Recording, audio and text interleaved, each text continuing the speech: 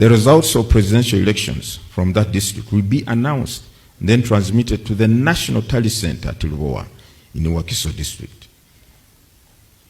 The returning officers are said for presidential results is the commission. At the National Tally Center, what will happen? I want you to note that the constituency for the presidential candidates is the entire country. Accordingly, the Electoral Commission will tally all results from the districts or cities of Uganda and finally declare the elected candidate for president within 48 hours from closure of polls.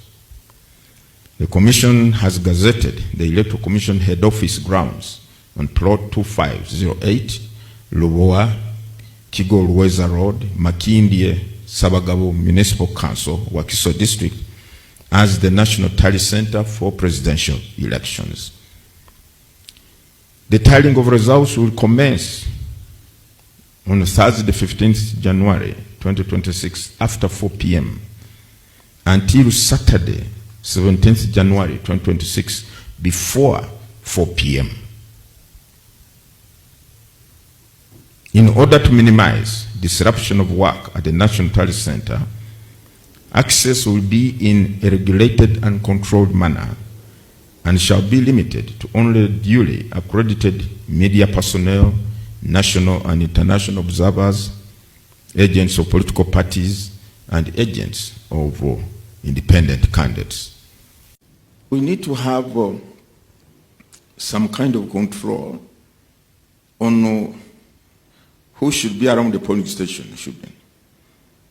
That's what we are saying, and we have tried to explain this.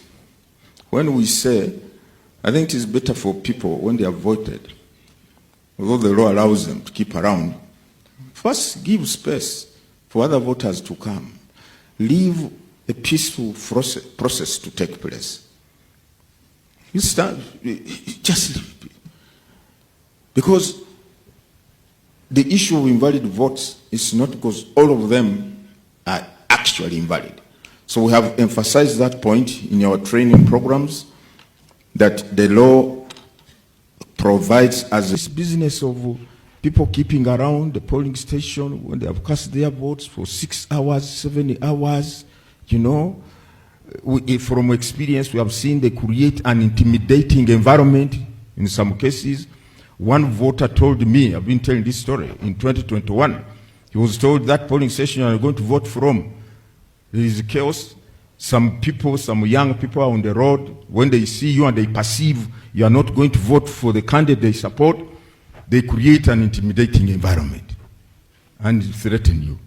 So this voter said, if that be the case, I better go defensive. So he got a hammer, a real hammer, metallic, put it in his jacket, and went to the polling station. When they tried to confront him, he said, before you kill me, I will die with one of you. He pulled out the hammer. And that's when I think they gave up. Now, we want to avoid all these kind of scenarios. Some people are easily put off by any semblance of chaos or intimidation. The women, the persons with disabilities, the elderly, they are put off by all this. So that's why we are saying, let us create space for every eligible voter to come and cast his or her vote. Let us be respectful of other people's rights. Don't block the roads. In any case, some of these polling stations are so, you will see your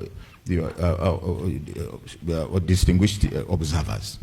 Some of these polling stations, especially in Kampala or some urban areas, are in congested areas, squeezed areas, to the extent that even observing the 20-meter rule may not be realized. And mind you, in Uganda, our booth is open. We don't have closed booth when we are polling. Our booth is an open basin, in open space. Now, and that is the booth where the person is supposed to exercise his sovereign power by voting for a candidate who is in secret. Now, the people who are standing, if people cannot observe the 20-meter, they will just observe this. Oh, so this one is voting. I can see he's going for the last person on the list, on the ballot paper. We can tell that, oh, okay, we know. So we are saying to safeguard the sanctity of a secret ballot to avoid unnecessary tension and commotion at the polling station. Mind you, these supporters, these people are supporting different candidates. They are supporting different candidates. And many of them are so animated about their candidates. They are so worked up by their candidates. They are so supportive of their candidates. They don't want anything to stand in their way or the way of their candidate winning this election. You put these people in one location for 5 hours, 6 hours. Who will contain the situation? I think even Afandes, people might get overwhelmed in that situation. Because we are talking of 50,739 polling stations. All of them running at the same time. And each polling station has on average 600 voters. Some polling stations are what we call polling centers, which were split from, say, voters whose names are in this alphabetical A to M, one polling station here. Another one about 5 meters away. Another one about 10 meters away. They are all in one location. If you have about 4 of those, or 5 polling stations in one center, those are about 3,000 voters. You tell 3,000 voters to remain within a radius of 20 meters from the polling station, 3,000 from morning to evening or to counting time of votes, and you expect them to remain organized, orderly, tranquil, civil.